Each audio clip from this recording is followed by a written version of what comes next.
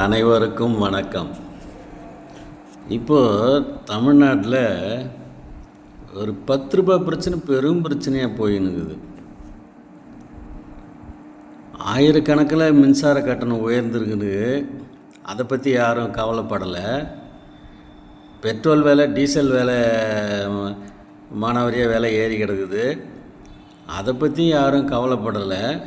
ஆனால் பாட்டிலுக்கு 10 ரூபாய் எக்ஸ்ட்ரா வாங்குகிறாங்களாம்.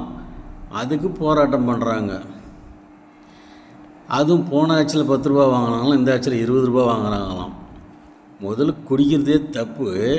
இதில் வேறு 10 ரூபாய் 20 ரூபாய் எக்ஸ்ட்ரா வாங்குறாங்கன்னு அது வேறு போராட்டம். அது கூட தான் விலை ஏற்றிக்கின்னு தாங்கிறாங்க.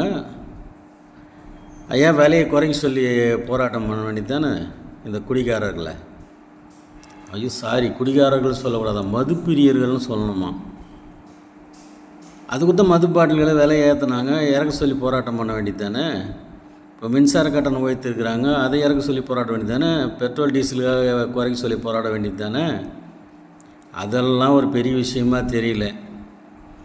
இந்த விஷயந்தான் இவங்களுக்கு பெருசாக தெரியுது. சரி, உங்களுக்கு விலை கட்டுப்படி ஆகலைன்னா ஒரு நாள் 2 நாள் ஸ்ட்ரைக் பண்ணலாம்ல. குடிக்க மாட்டோம், இன்றைக்கி பாட்டில் வாங்க மாட்டோம் அப்படின்னு சொல்லிட்டு ஸ்ட்ரைக் பண்ண வேண்டியது தானே. ஏன் பண்ண மாட்டுறாங்க? இல்லை இந்த மாதிரி எல்லாம் பிரச்சனை இருக்குதுன்னா காலவரையற்ற வேலை நிறுத்தம் அப்படின்லாம் பண்ணுவாங்கள்ல. அந்த மாதிரிலாம் பண்ணி பாருங்கள். அரசாங்கம் வழிக்கு வருதான்னு பார்க்கலாம்ல.